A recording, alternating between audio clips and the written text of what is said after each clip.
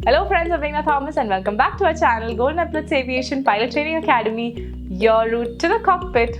In my video today, we are going to be discussing about the everyday challenges faced by a pilot. Well, a commercial airline pilot has to prepare for his flight a few days in advance. Well, this is always the case. Doesn't matter, even if your flight is the next day, you have to be prepared before you go for your flight.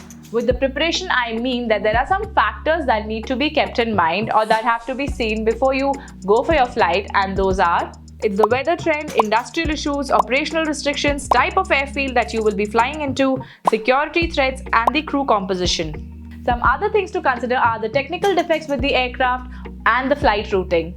Now let's talk about the first challenge, that is the weather. In aviation, weather can be one of the most regular and the largest threats that can be faced. So a pilot always has to be monitoring the weather trends. For example, you are supposed to be flying out of Delhi and you're flying to Hyderabad. So yes, on your way, whatever places you will be crossing, you need to be monitoring the trends of the weather at each of these places. You should also be looking for the weather trends at your alternate airports. Now, alternate airports are the airports which are the airports, like in case, for example, like I said, if you're flying from Delhi to Hyderabad and you could not land in Hyderabad for some maybe weather conditions, so there would be an alternate airport where you would go and land. You could be landing in Bangalore. So you also need to know the weather conditions in your alternate airport.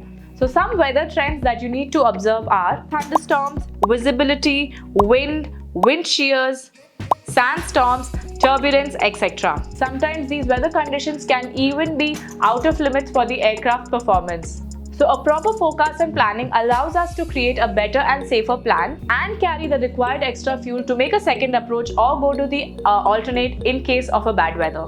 The next is the industrial issues.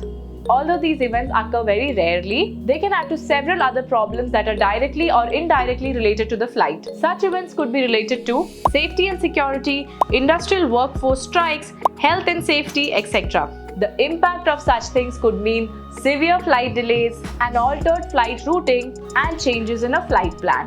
The next challenge is the type of airfield. There are times when we operate into airports that have certain additional challenges. Now, this is usually based on the type of approach, performance limitations, local weather conditions, ATC, terrain, and so on. Pilots get additional training and briefing through the company to operate into such airports. Such airports have the highest number of go-around or the missed approach procedures, and this alone could be complex due to the several restrictions in the procedures. Coming to the next challenge, that is the security threats.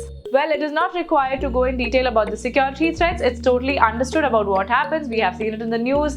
You get hoax calls, maybe not hoax, but yes, all these are also a challenge faced by the pilots. Now, the next most important challenge is a crew composition. There are many times when we will be flying with inexperienced crew members, for example, a newly trained first officer, or it could also mean an inexperienced captain with a very much experienced first officer. So no matter what the composition, at the end of the day, you are trained to handle whatever situation, and the standard of your training is really high. So yes, you will be able to deal with any abnormal situation. And the last one is the technical defects. Well, modern aircrafts are really reliable machines, but that doesn't mean there could not be any technical glitches. There are times when you have to operate an aircraft with a certain subsystem which is inoperative.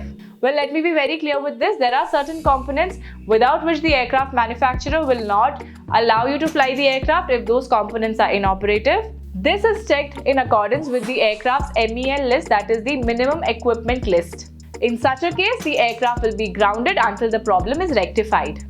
And in certain cases, the inoperative item will let us fly with certain operational restrictions, and we need to be proactive in managing any further in-flight failures. So my dear friends, these are the certain challenges that are faced by pilots in their everyday life. I hope this gives you a rough idea of what really happens and what can be expected. So stay tuned to Epaulettes Aviation for more such informative videos and updates. What are you waiting for? Come, let's fly!